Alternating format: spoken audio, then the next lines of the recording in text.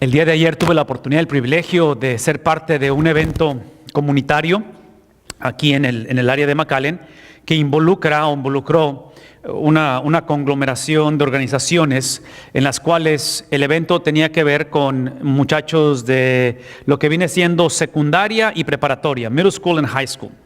Y el tema a tratar era un tema que tiene que ver con el poder de esperar o el poder de la abstenencia, en cuestiones de la sexualidad. Y fuimos como unos 5 o 6 oradores y éramos uno tras otro, y hubo doctores, hubo sociólogos, hubo abogados, en fin, era una diversidad. No era un evento cristiano, pero teníamos la libertad de presentar el tema de la sexualidad o de la abstenencia a estos adolescentes, a estos jóvenes, conforme nosotros quisiéramos hacerlo. Cuando yo vi el título y decía el poder de abstenerse o de esperar, como el tema era la sexualidad, mi primera reacción cuando lo vi es que debería de ser no el poder de abstenerse, pero yo diría que es el poder de la sexualidad, porque la sexualidad o el sexo es algo extremadamente poderoso. Inclusive la razón por qué yo me hubiera gustado, si me hubieran preguntado, nadie me preguntó, si me hubieran preguntado en el tema o en el título de la conferencia, yo hubiera dicho en lugar de la abstenencia, el poder de la sexualidad, porque en nuestra cultura hoy en día no somos una cultura que tenemos una perspectiva de la sexualidad. Somos una cultura que la sexualidad define la perspectiva. Somos una cultura que la sexualidad está por todos lados. Y de tal manera que esta generación de jóvenes obviamente están viviendo ese impacto hoy en día. La razón que estamos haciendo una serie en los 10 mandamientos es una serie que le hemos llamado Text, porque creemos que Dios mandó textos a nosotros, que son los 10 mandamientos, es porque nuestro deseo no es que la iglesia o las personas tomemos una perspectiva diferente de Dios, un criterio de Dios. Nuestra oración es de que tomemos a Dios para que defina la perspectiva. Dios, su mente, su sentir, su corazón, defina quiénes somos. Y si ustedes regresan conmigo a la historia de que hemos estado narrando, porque esta es la semana número 3, este es el pueblo de Israel ya al estar cerca de entrar o de poseer la tierra prometida. Y Moisés está retomando la conversación que inició en el libro de Éxodo. Estamos en Deuteronomio, que es Génesis, Éxodo, aquí inició. Después siguió Números, Levítico, y entramos en esa experiencia de Deuteronomio en la cual él está tomando esa conversación una vez más y está enseñándoles que no es tanto el hecho de que tengamos la perspectiva correcta de Dios, sino que Dios defina la perspectiva. De que no hay margen en la vida para que cada quien tenga su propia versión de Dios, sino que sea Dios quien defina la versión. Y otra vez en este caso, pensando ayer en los muchachos, en la cuestión de la abstenencia o de la sexualidad, es obvio que podemos hablar todo el día acerca de lo hermoso que es Dios y el plan perfecto de Dios en darnos la sexualidad como uno de los regalos más únicos o de más capacidad para expresar precisamente a ese Dios de la Biblia. Inclusive esta mañana yo quiero que vayan conmigo al capítulo número 5 de Deuteronomio. Tienen una Biblia, ahí ábranla por favor, y en sus hojitas van a ver eso también, porque iniciamos la semana pasada el primero de los mandamientos, estamos en el segundo esta mañana, y cuando hablamos de el Dios que define la perspectiva, no solamente una perspectiva de Dios, pero el Dios que define la perspectiva, iniciamos hablando de que Dios estableció la semana pasada que Él simplemente dice, no vas a tener otros dioses. ¿Qué dice? Hay una palabra clave que empieza con una D. Delante de mí. No puedes tener dioses delante de mí. En otras palabras, lo que explicábamos la semana pasada es que cuando Dios define la perspectiva, el worldview, no es que tengamos una perspectiva correcta, pero Dios define la perspectiva, tenemos que entender que la conversación inicia con, y así es como terminamos la semana pasada, inicia que tenemos a un Dios único o inusual, que ese produce una fe, dijimos la semana pasada, inusual. Y la semana pasada terminaba yo la conversación recordándoles o compartiéndoles acerca de mi experiencia de estar en este funeral, donde el funeral fue inusual. Entonces, el impacto de adorar a un Dios o de conocer a un Dios inusual produce una vida inusual que termina con un funeral inusual. Entonces, si nuestro funeral va a ser un funeral común, o uno más entre tantos, probablemente va a reflejar mucho quién fue nuestro Dios o qué tipo de Dios es el que servimos o adoramos.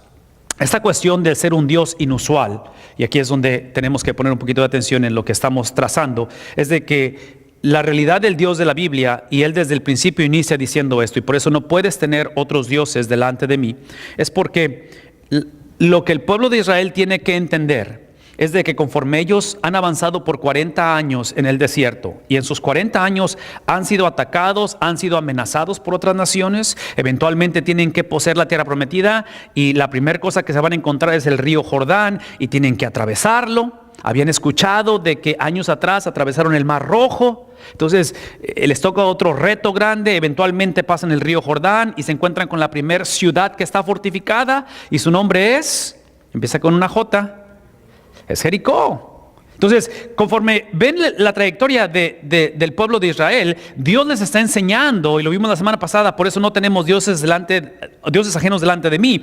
Es porque el temor que yo necesito que tengas no es tanto a las naciones que están atacándote, no es tanto a un río que tienes que cruzar, no es tanto al hecho de que estás por perder a tu líder, porque Moisés va eventualmente a morir. En fin, el miedo o el temor que quiero que tengas es a mi persona, dice el Señor.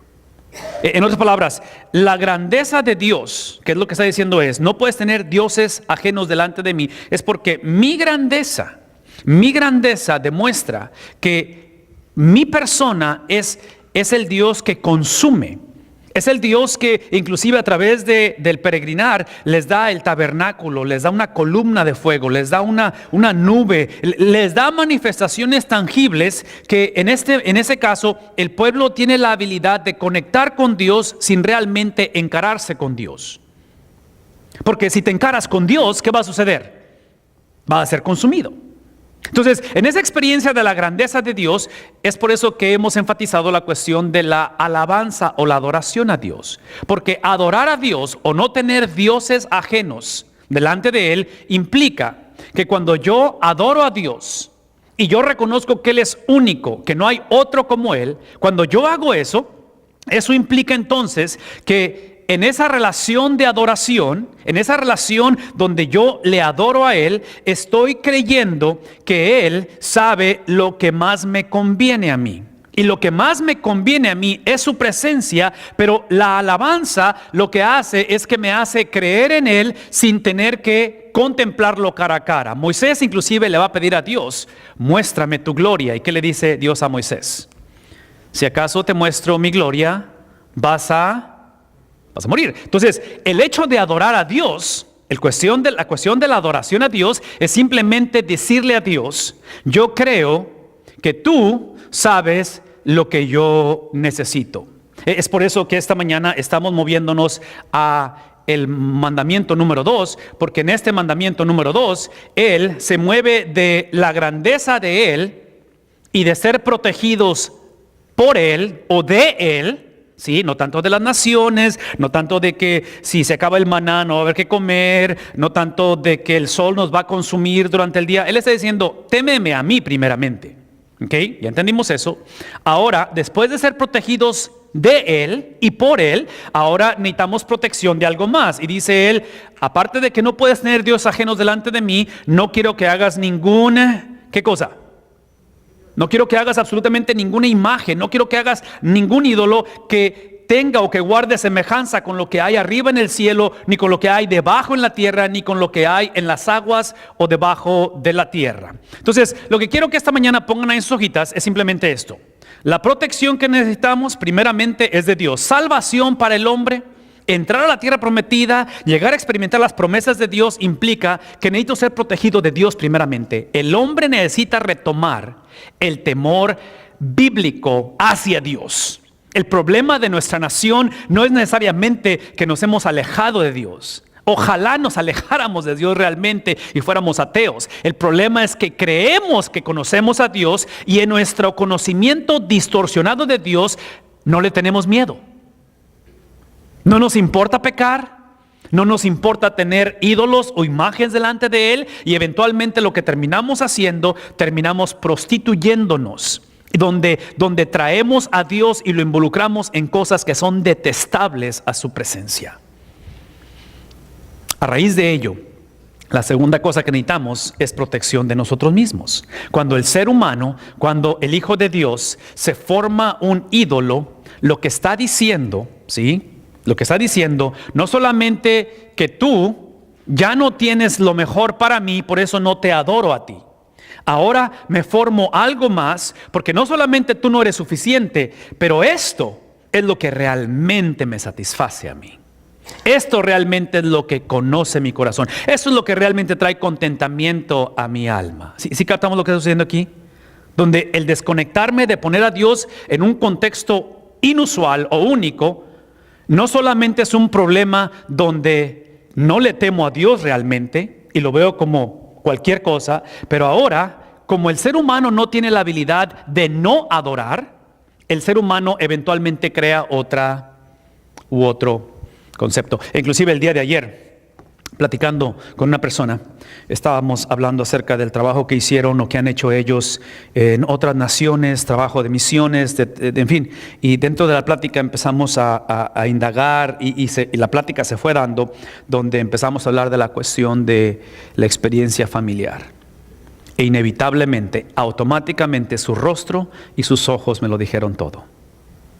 El error que cometieron como misioneros es que hicieron el llamado a servir a Dios un ídolo. ¿Sí? Como pastor, tú como trabajador de una oficina o de una empresa, el problema que tenemos, y observen lo que estoy diciendo, porque váyanse al libro de Génesis y el trabajo fue dado antes que entrara el pecado. ¿Qué implica ello? Que el trabajo no es producto del pecado. Cuando el hombre trabaja, está expresando el carácter de Dios. Por eso inclusive la Biblia condena, ¿qué es lo opuesto a trabajar? ¿Sí? La Biblia condena la ociosidad, la Biblia condena la flojera, la Biblia condena la pereza. Inclusive aquí está un comercial y un principio que no pensaba dárselos, pero se los voy a dar ahorita, nada más para que se los lleven, porque vivimos en tiempos en los cuales a nivel gobierno es obvio que están pasando muchas transiciones. El problema de esta nación es que hemos olvidado estos principios divinos. Y déjenme explicarles por qué. Porque en el libro de Éxodo, en el libro de Deuteronomio, si ustedes observan la trayectoria de la columna de fuego, de la nube que protegía en el día, del maná, de la ropa que no se desgastaba, todo eso desaparece cuando llegan a la tierra prometida. Y cuando terminan su vida de nómadas, Dios dice, no más de este sustento, ahora hay que, ¿qué cosa? Hay que labrar la tierra. ¿Qué implica ello? Por favor, escuchen esto. La Biblia enseña un principio que este país necesita retomar. Aquí está el principio. En inglés, la palabra es aid y la palabra es help. Aid como un teacher aid, una ayuda. Y yo pondría la cuestión de help como un auxilio. Ayuda y auxilio. ¿Qué implica ello? Que en los 40 años Dios proveyó un aid. Dios proveyó, porque si Dios no proveía, el pueblo iba a ¿qué cosa? Iba a perecer. Pero tan pronto llegaron a la tierra prometida, desapareció el aid y entró la ayuda de Dios, que ahora les da las fuerzas para trabajar, les provee y hace, pero ellos tienen que trabajar. ¿Qué implica ello? Que el principio bíblico es que hay que traer auxilio a aquellos que lo necesitan, porque si no les proveemos auxilio mueren. Pero ayuda a aquellos que simplemente necesitan trabajar y ayudar. ¿Sí ven la diferencia? Cuando vemos el sistema de gobierno de este país, tenemos gente que está recibiendo auxilio en lugar de recibir, ¿qué cosa? Tenemos gente que no trabaja porque puede no trabajar. ¿Sí saben qué estoy diciendo? Me estoy metiendo en un terreno, yo sé que es un poquito complicado y controversial. Pero esto es sencillo, es una base bíblica. Es una base bíblica que nuestros impuestos están pagando por beneficios de gente que simplemente por no querer trabajar, no trabaja. ¿Sí ven lo que sucede? Es una violación bíblica lo que estamos hablando aquí. No es un problema de gobierno, no es un problema de quién está en Washington tomando este tipo de decisiones. Sí, esta experiencia de sustento de parte de Dios es la que estamos haciendo referencia, donde otra vez necesitamos protección primeramente de Dios, después de mí mismo, porque yo crear mi imagen es simplemente no solamente rechazar a Dios, pero empezar yo una relación con alguien más, y obviamente el último es el infierno, que típicamente en la cultura en que vivimos, el evangelio se predica, si tú vienes a Cristo, vas a simplemente evadir ¿qué cosa? No, cuando vienes a Cristo, lo primero que evades es el juicio de Dios. Necesitas temerle a Dios primero, no al infierno, es temerle a Dios. Obviamente, cuando vienes a Cristo, es que aprendemos a dejar de ser o de tomar decisiones que son necias o tontas. Por eso somos salvos de nosotros mismos. Bueno, esta experiencia de nosotros poder entablar esta protección de parte de Dios, el reto para el pueblo de Israel, porque acuérdense que están por entrar a la tierra prometida, es que estos principios no pueden ser principios que yo diría de escuela dominical, que no son de una lección que estudias y dices, ok, ya lo aprendí, check, ¿qué sigue? No, esto es algo que tiene que verse como el perdón. Esto es algo que tiene que verse como la santidad. Es algo que tiene que verse de tal manera que el concepto de protección de eso que estoy hablando tiene que ser hábito, un hábito. Porque irónicamente, este mismo pueblo que está escuchando estas palabras, lo vieron ejemplificado en Moisés, como se lo dije hace rato, llegan a la tierra prometida, está el río Jordán, ven la mano sobrenatural de Dios, atraviesan el río Jordán, llegan y ven los muros de Jericó ser destruidos, y lo primero que hacen es literalmente olvidarse de Dios. ¿Qué implica ello? Que muchas veces cometemos el error de ver esto nada más como una doctrina, no como un valor, como decía hace un momento. Lo vemos como un principio, pero no como un estilo de vida. A raíz de ello, el siguiente versículo expande él y dice lo siguiente, porque hay que hacerlo un hábito, no solamente un principio, no solamente que yo oré una oración y acepté a Cristo y ahora soy salvo. ¿Qué implica ello? Eso es lo que implica que no te debes de ¿qué? Si por alguna razón, dice el Señor, si por alguna razón te llegas a mover de mi protección, si por alguna razón te crees autosuficiente y piensas que yo soy una fórmula, que simplemente si haces 1, 2 y 3, automáticamente tienes el cielo para ti y no debe de pasarte absolutamente nada malo a ti, y me ves simplemente como una doctrina en lugar de una persona y te mueves, lo que va a suceder es que vas a terminar inclinándote delante de ello.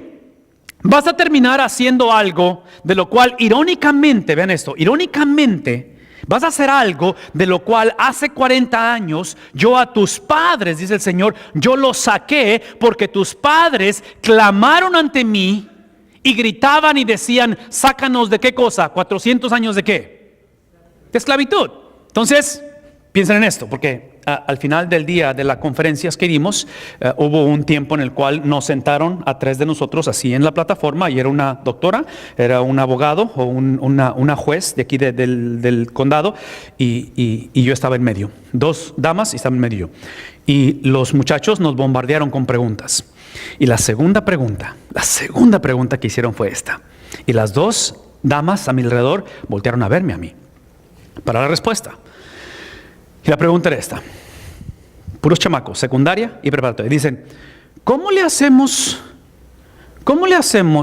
para lidiar o controlar las urges, la urgencia de la sexualidad? ¿Cómo le hacemos? Y así, literalmente las 2 voltearon a verme a mí. Dije, ¿está bueno? Ok, vamos a platicar un poquito acerca de eso. Les dije 3 cosas. Y les dije, me voy a quitar mi sombrero de pastor, me voy a poner el de papá, porque tengo 3 hijos. Esa es. Número 1, y esta es la manera en que tienes que lidiar con tu deseo de la atracción sexual o de practicar la sexualidad antes de casarte. Número 1, no todo lo que sientes tienes que hacerlo. Quitémonos esa subcultura de la cultura, porque vivimos en una cultura en la cual dice que si lo sientes hay que hacerlo.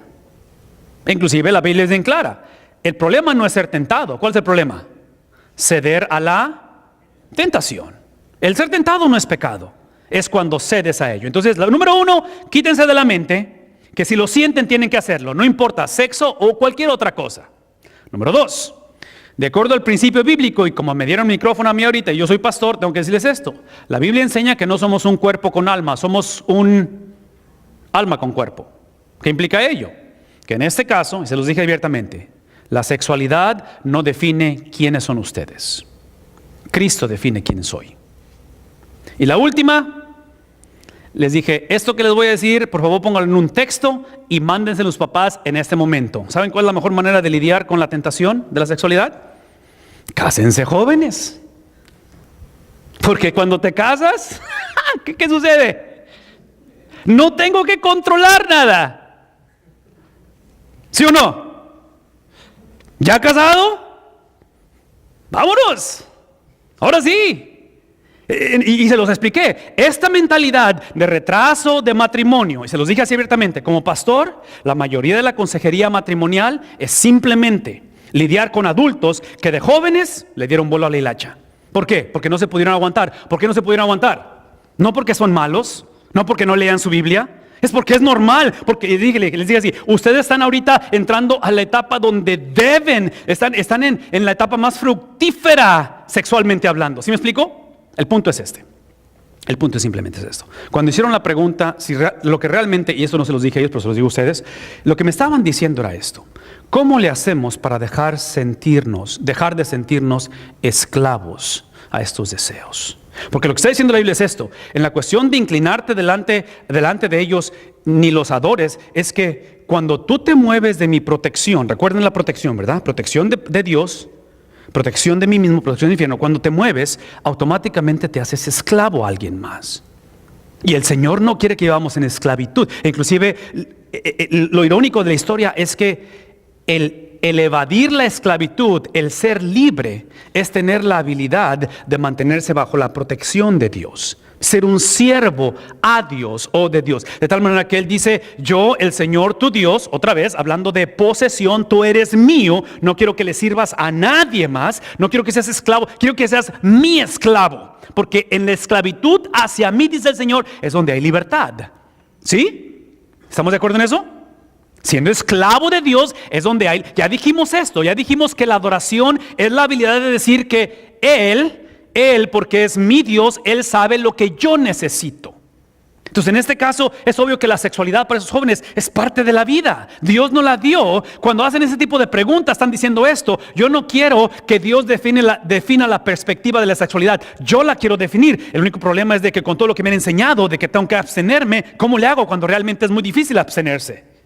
Bueno, es porque el regalo se convirtió tu Dios y ahora eres esclavo de Él. De tal manera que dice, soy un Dios. ¿Qué tipo de Dios es Él?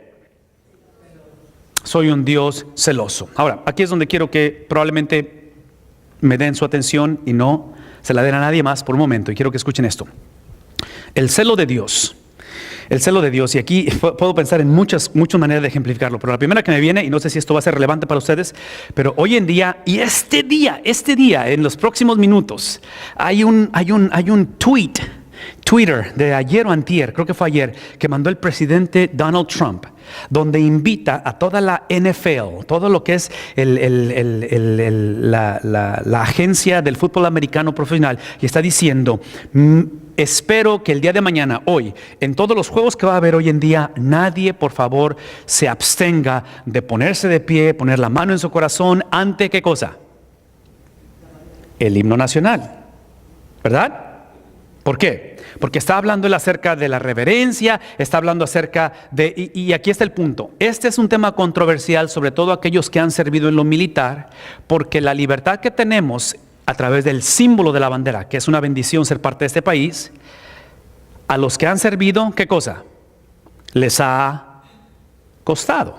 De tal manera que hace 2-3 semanas todo un equipo, Pittsburgh, se quedaron en el vestidor, con la excepción de, ¿se acuerdan? ¿Lo han visto? Su apellido es Villanueva. ¿Y qué tiene de distintivo Villanueva? Que él se aventó 3 viajes a Afganistán sirviendo como militar. El punto es esto: el celo de Dios tiene que ver con el precio que Él ha pagado para hacernos su posesión. ¿Sí me explico? Es el precio que Él ha pagado para hacernos suyos. Por favor, escuchen esto. Por mucho que me gustaría pensar que Él ama o amó o ama a su pueblo, lo cual creo que lo ama y lo amó. Por mucho que quiero pensar que Israel es la niña de sus ojos, que Israel es el pueblo, como dice Pedro, el pueblo santo escogido por Dios. Todo eso es cierto, pero ¿saben qué es lo que Dios ama más que todo eso? Él ama el hecho de que Él hizo con Abraham un pacto. Él es el Dios de pactos. Y Dios ama su pacto. ¿Sí? Entonces, cuando Él habla del celo, no incluye la gente, porque yo quiero que nosotros tomemos esto en serio, pero que no nos tomemos a nosotros muy en serio. Que no pensemos que todo esto del evangelio es porque Dios me ama. ¿A quién?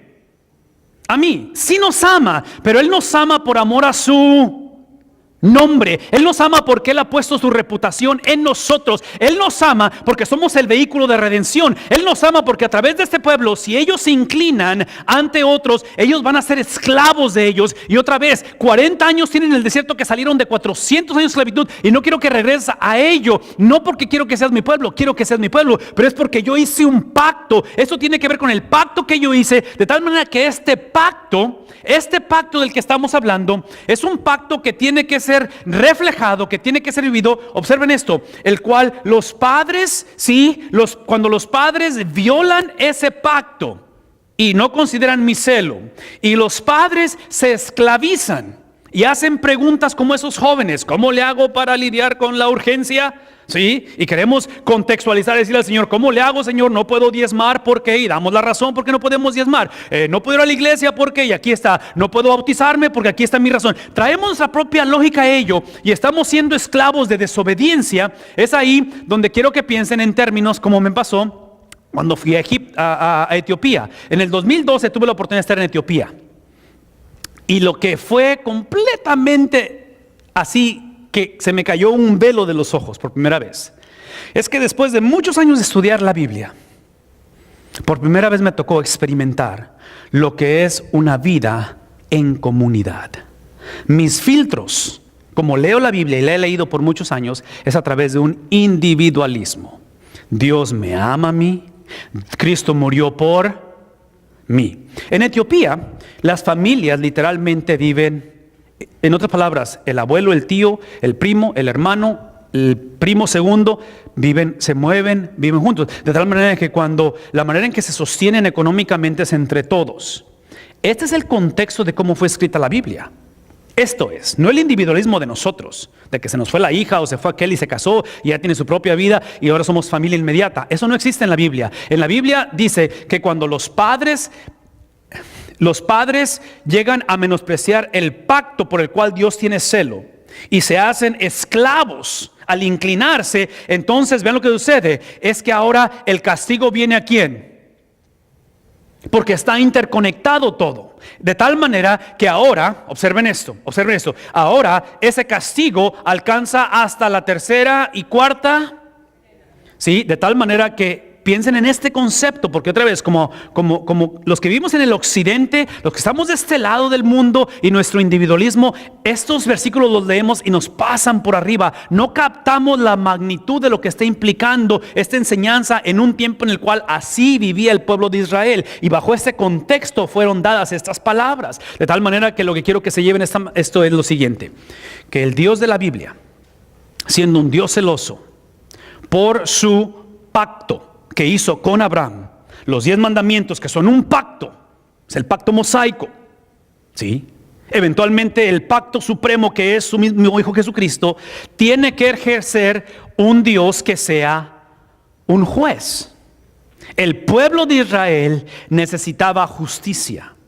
Y la justicia de Dios es la que los saca de Egipto y los pone en un peregrinar de 40 años, y basado en su justicia están por entrar a la tierra prometida. La justicia de Dios tiene que reflejarse en su ira, y esa ira está manifestada de la tercera a la cuarta, ¿qué cosa?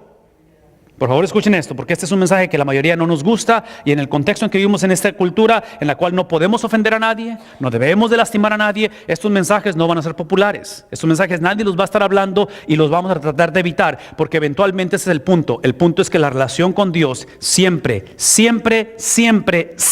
va a estar condicionada. ¿Condicionada a qué? Condicionada a su pacto no a nosotros. Si estuviera a nosotros, el pueblo de Israel lo primero que hicieron cuando salieron de Egipto es adorar un becerro de oro. Si hubiera estado en nosotros, ¿qué es lo primero que hacemos? ¿Sí me explicó? No está basada. Sí, la condición de la relación con Dios, asumiendo que eso es lo más importante en nuestra vida, es la relación con Dios, está condicionada. Y está condicionada basada en el concepto de justicia. Por favor, escuchen esto, porque aquí es donde la gente se va a confundir y va a batallar en esto. Toda persona que ignora todo lo que he hablado por los minutos, 20 minutos pasados, e ignoran que la adoración a Dios es simplemente decirle al Señor, sin que tú me encares, porque no puedo encararte a ti, porque si no sería consumido, moriría. La adoración me da la habilidad de creer que tú tienes lo mejor para mí. En una relación de exclusividad no tendré absolutamente ningún otro Dios ajeno. Tú eres el único. Persona que ignora eso, eventualmente se voltea y va a creer su propia imagen. Y no solamente despreciaste la grandeza de Dios, pero ahora estás diciendo tú o esto es mejor que Dios. Y eso produce esclavitud, eso produce ignorar el pacto de Dios y eventualmente trae como producto, ¿qué cosa? La ira de Dios. Trae la ira de Dios. Lo hermoso de la palabra de nuestro Dios, lo hermoso del mensaje de Dios, can we get the lights please, es que esta ira de Dios, let's just switch the lights for me. La ira de Dios lo que hace es que lo que expone esta maldición o esta visita de Dios desde la tercera a la cuarta generación, lo que hace la ira de Dios en la exposición de la relación condicional con Dios es que es el preámbulo para el Evangelio. Es el preámbulo para las buenas nuevas de salvación. Sin la justicia de Dios, el hombre no ve necesidad de la gracia de Dios. ¿Recuerdan que en la historia, tan pronto salen de Egipto, le dicen a Moisés, ¿a qué nos sacaste de ahí? ¿Recuerdan? ¿Nos sacaste a morir en el desierto? Hubiera sido mejor que nos hubieras, ¿qué cosa? Dejado. Nos hubieras dejado allá. ¿Por qué no saca? En otras palabras, lo que está diciendo es esto. Toda esta experiencia, Moisés, no se trata del pacto de Dios. Se trata de mi beneplácito, de lo que a mí me conviene. Entonces, lo que hace la ira de Dios es que expone y nos forza a mover el foco de atención en nosotros y regresar a el pacto de Dios, el carácter de Dios, la esencia de Dios. No una perspectiva correcta de Dios, pero el Dios que define la perspectiva. El Dios que determina cómo se debe de vivir. De tal manera que observen lo que dice. Después de que explica de esa ira, dice, pero por lo contrario, el contraste de todo ello. Y no hay manera de ver el contraste si no ves la justicia de Dios. Y la justicia de Dios lo que hace es que expone que el Dios de la Biblia ejerce su justicia para manifestar ¿qué cosa? Su amor. Porque es aquí donde él dice, cuando me aman, en lugar de hacer todo lo que acabo de decir que no deben de hacer, pero aquellos que me aman son aquellos que hacen ¿qué cosa? ¿Qué implica amar a Dios? Es obediencia. El Dios de pacto demanda obediencia de pacto. El Dios de pacto demanda obediencia de pacto, de tal manera que cuando ustedes cumplan esos mandamientos, ¿qué va a suceder? Les muestro ¿qué cosa? Mi pacto, que es un pacto de justicia, ¿verdad? No es un pacto de libertinaje, es de justicia, de tal manera que será por ¿cuántas generaciones? Hace 2000 años hubo un hombre que caminó sobre la faz de esta tierra y que exclusivamente él tuvo la habilidad de amar a Dios cumpliendo ¿qué cosa? Este versículo no está hablando de nosotros. ¿Está hablando de quién? Del cumplimiento de la simiente que vendría eventualmente a salir de esta nación. Su nombre es Cristo Jesús.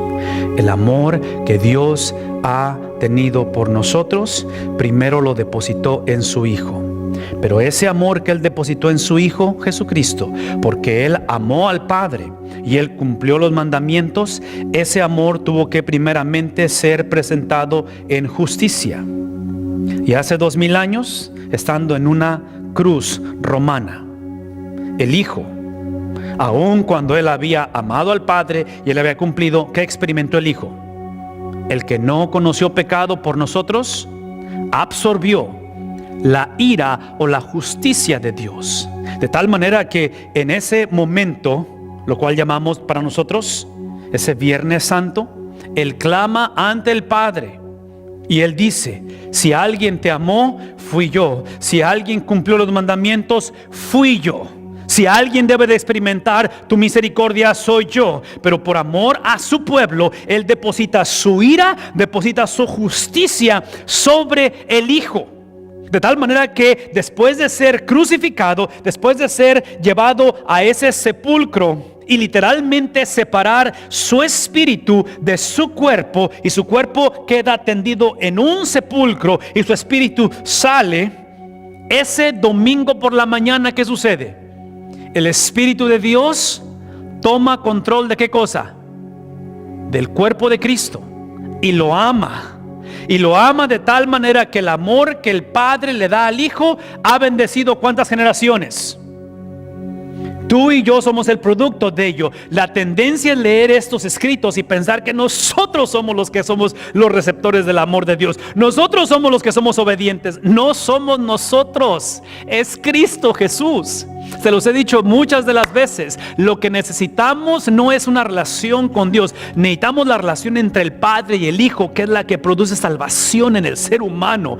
Cristo no es solamente un escalón para acercarnos a Dios. La relación de Cristo con el Padre es lo que necesitamos todos los días. Porque si lo dejan a mi criterio, si lo dejan a mi habilidad de definir qué es una relación con Dios, mi tendencia va a ser a reclamarle a Dios o a verlo como el Dios que me tiene que amar y que sea una relación incondicional.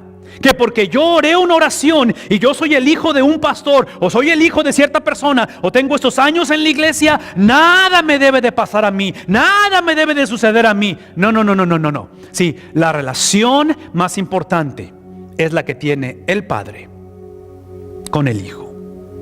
Y esa es la razón principal. Porque la relación entre el Padre con el Hijo es la que me ayuda a entender que la obediencia del Hijo fue la obediencia de pacto.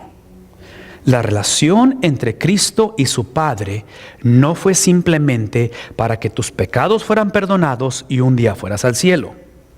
La relación entre el Hijo y el Padre es para que tú y yo la vivamos todos los días. Ese es el estándar de cómo nos relacionamos con Dios. ¿Qué implica ello? Que tenemos que dejar de pensar: tengo que bautizarme, tengo que aceptar a Cristo, tengo que diezmar, tengo que, ¿cómo le hago para quitarme esas urgencias sexuales? Si eres un jovencito, cuando el modelo es Cristo, ahora es: ¿en serio puedo aceptar a Cristo? ¡Wow! ¿Puedo bautizarme? ¿Puedo ser parte de la familia de Dios? Yo que era un huérfano, yo que tenía no identidad, tengo el privilegio de caminar con un montón de gente. Tengo la oportunidad de diezmar, aun cuando estoy desempleado. Tengo la habilidad como soltero de entregar mi sexualidad a Dios. ¿Sí ven la diferencia? ¿Cómo está sucediendo aquí? Cuando el estándar es la relación de pacto entre el Padre y el Hijo.